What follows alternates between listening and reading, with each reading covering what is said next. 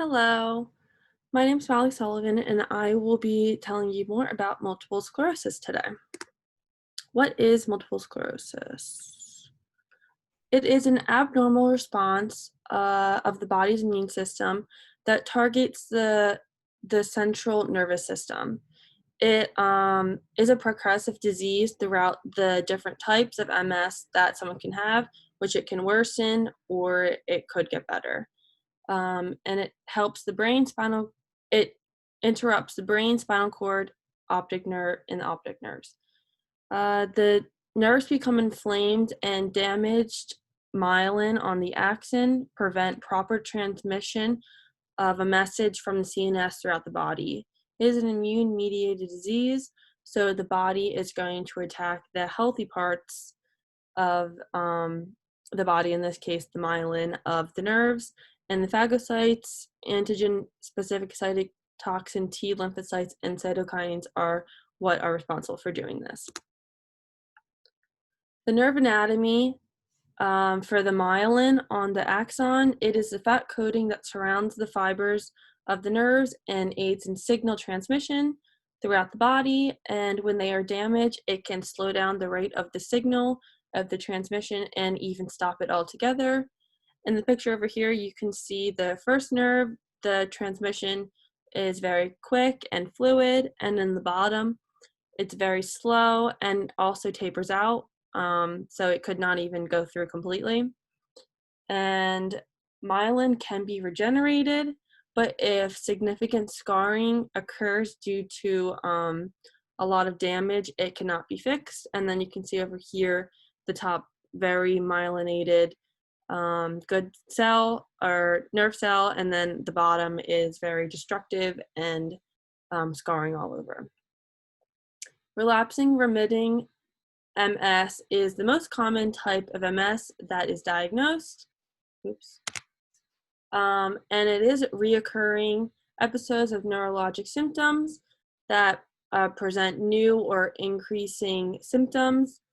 When there is a relapse after there is a remission, which allows a person to recover from their symptoms, but they can also not go away and become permanent for them. And then it can be characterized as active or non-active, which is when relapses occur with new MRI activity.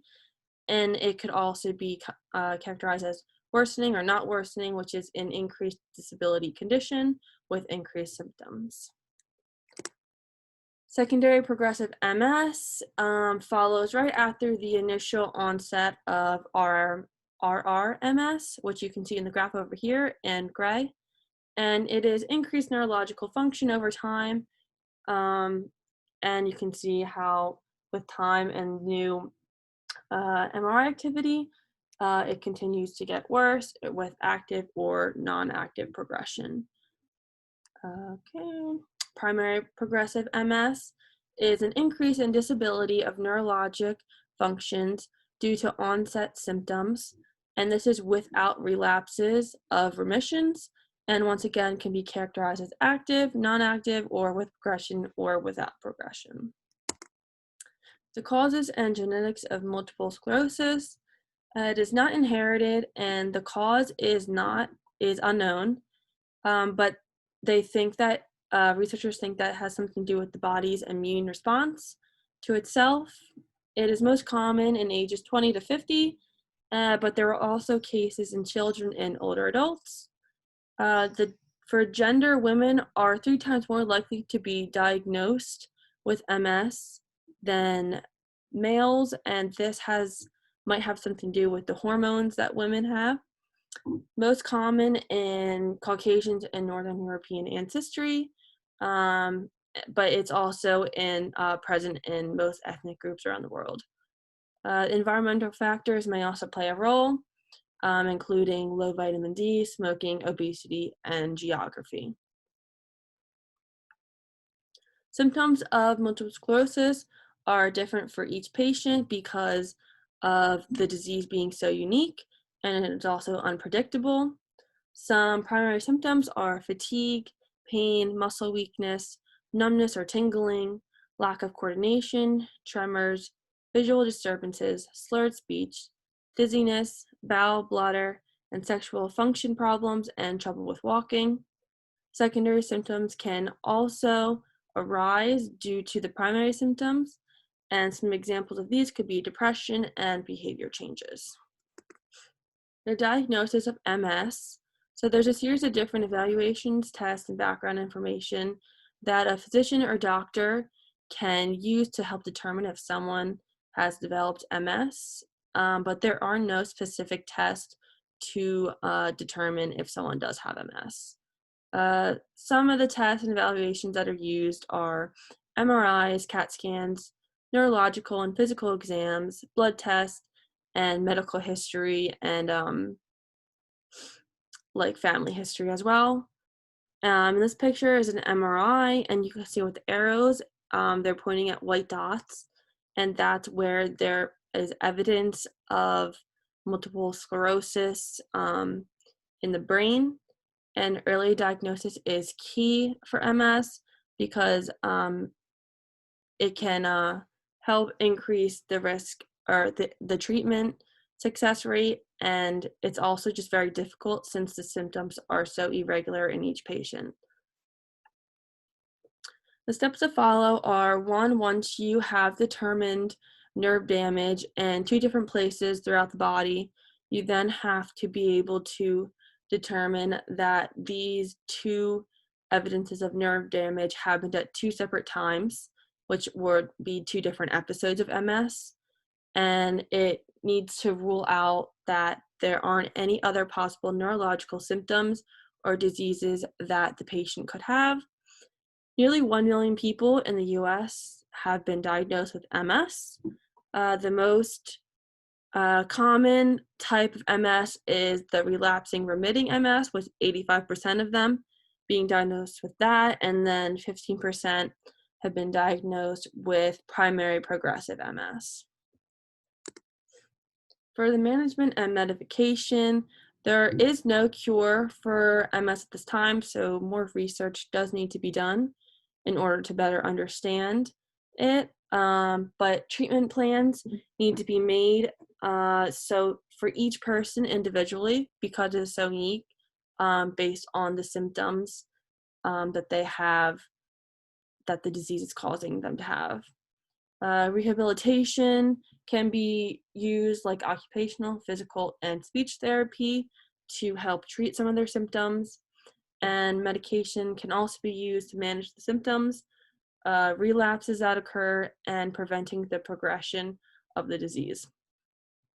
Types of medications that can be used are corticosteroids to help reduce the nerve inflammation throughout the body, and plasma exchange could be used if the steroids are found to not be working for them, and they also help reduce symptoms. There's the three kinds of medications, could be infused, oral, or injectable. It just depends on which medication is prescribed by their doctor. The effect of MS with an exercise response. So people with MS tend to have low aerobic capacity below 60%, which will continue to decrease with increased disability that they experience from the disease, which will eventually could cause more fatigue and limit their exercise by the duration and the intensity that they can work out at. According to a study mentioned in the ACSM journal, individuals with severe disabilities were able to increase their VO2 peak with exercise. So this is good news because they're then able to increase their intensity, which would hopefully increase the benefits that they receive for the cardiovascular system. Heart rate and blood pressure are blunted due to the autonomic dysfunction of the disease, and decreased performance in the muscles can also occur.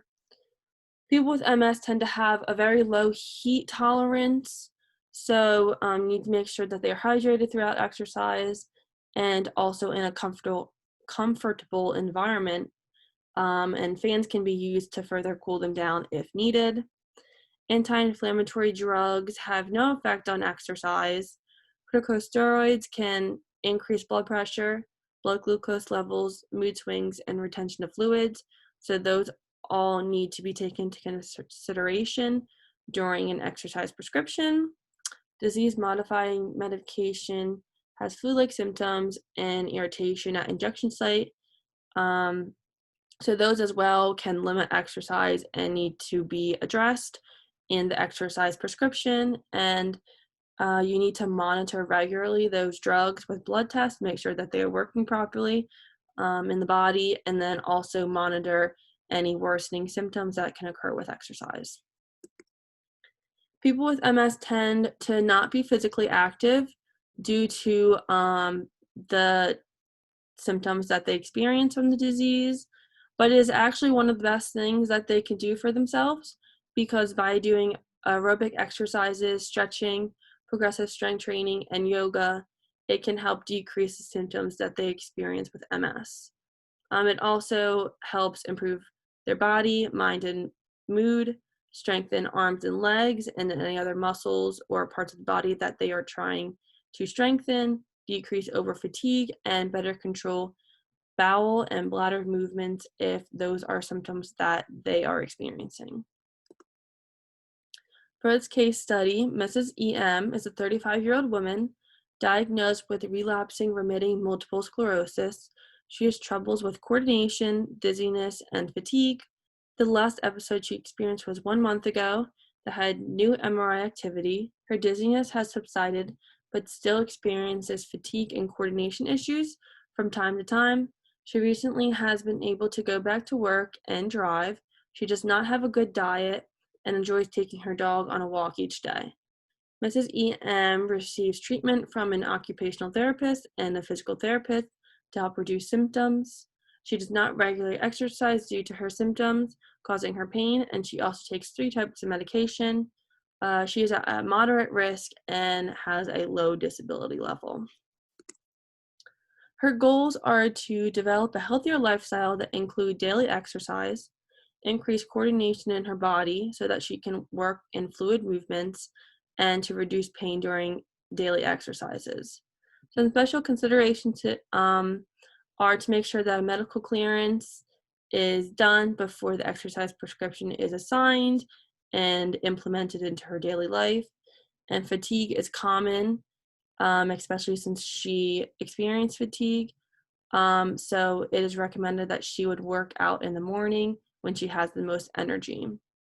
The medications that Miss EM are on are a disease modifier, Glynia, which has side effects including decreased heart rate initially, headaches, high blood pressure, and vision impairment. So these need to be taken into consideration with her exercise prescription. And then to address her fatigue, she takes Adderall and pain affects her. Miss EM completed a series of tests to determine her baseline. The YMCA test on the Monarch bike was chosen because it is a stationary test, which will prevent her less fatigue and chances of falling down and hurting herself. Her VO2 max was on the lower side of 27, but not horrible. And she had a little bit elevated blood pressure, resting blood pressure, but with exercise, it increased to a normal rate. Her hand grip strength was assessed, and the left and right hand were both weak, the left being a little bit weaker due to it not being her dominant hand. An 8 RM back squat was completed to determine the strength of her legs, which she got 124 pounds. And then her flexibility was also assessed with a modified sit and reach test. And both legs had average flexibility with about 17 inches. Her BMI was lastly recorded, 28, meaning that she is overweight. And MRI scans and blood tests can be done monthly to make sure that everything is working properly in her body, including with the medication, and if any episodes happen to occur during the timeline of her exercising. For her exercise prescription, being at a moderate risk with MS, it is actually very similar to the guidelines of a healthy adult for exercise, but modifications can be implemented if they are needed. Aerobic exercise is important for her to be getting involved in 3 to 5 days a week at an intensity of 40 to 60% for 20 to 30 minutes for the first week of exercise. Since Mrs. EM is not regularly active, it's important that she feels comfortable with the exercise. And once she does feel comfortable, she is able to increase her intensity to 60% and her duration of exercise if she sees fit. And then she can use the RPE scale to monitor herself and the intensity of the workout throughout the prescription, and as well make sure that her heart rate does not increase too high and her blood pressure, especially because they can be affected with the medication that she takes. Stationary bike, aquatic exercises, and walking her dog are all great options for her, especially because she said she enjoys walking her dog each day. And then if she needs anything to stabilize her during these exercises, she can add that a railing or any stable surface that she thinks would help with her. Resistance training is also important so that she can increase strength in her muscles and improve balance and coordination. She can do this 2 to 3 days a week at an intensity of 60 to 80% of her 1 RM and sets of 3 to 4 with 8 to 12 repetitions. She can do a total of 8 to 10 exercises that work different muscle groups, including her legs, arms, abs, whatever she sees fit and needs to work on. And then functional exercises are also very important to involve in the resistance training, like chair, sit and stands, and stairs, because they are very similar to her daily life. There should be rest between each set and exercise of 1 minute, and free weights and resistance bands are great ways to get her resistance training in, and machines can also be used. Yoga is the last part of her exercise prescription to help improve her range of motion, coordination, balance, and flexibility. This is a fun activity for Miss EM to get involved in because it can help her develop a better lifestyle, but also have a new hobby that benefits herself and her symptoms of that MS creates for her, or that MS has challenged her with. Motor memory can be developed to produce fluid movements in her daily life. It can reduce stress, which can increase her symptoms and progression of the disease. Breathing exercise are also very important and can help with the reduce of stress and improves her mental state. She can do yoga 2 to 3 times a week for 30 to 60 minutes. The intensity can be determined based on the type of yoga. Beginner's yoga and restorative yoga are recommended because they are a good introduction for her, especially if she has no experience with yoga before. Precautions and modifications are to make sure she's keeping hydrated, especially in humid climates that can increase the severity of her symptoms and side effects. Warm-ups and long cool-down periods are great to help with her temperature as well. Eating a balanced and healthy diet, getting an adequate amount of sleep each night, and monitoring herself if she feels that she is not getting enough sleep, especially due to having high fatigue rates in MS patients. Physical or psychological issues like depression and mood changes, and making sure that balance stabilizers and machines with stationary exercise are involved if it is needed. In conclusion, multiple sclerosis is a unique health condition that can affect people in many different ways, And if there are any signs of neurological issues or symptoms, do not be afraid to reach out to a physician to be evaluated and get tests done, since early detection helps increase the treatment success rate. And then below is the link to the National Multiple Sclerosis Society if there are more questions that you need answered. And here's my works cited. Thank you.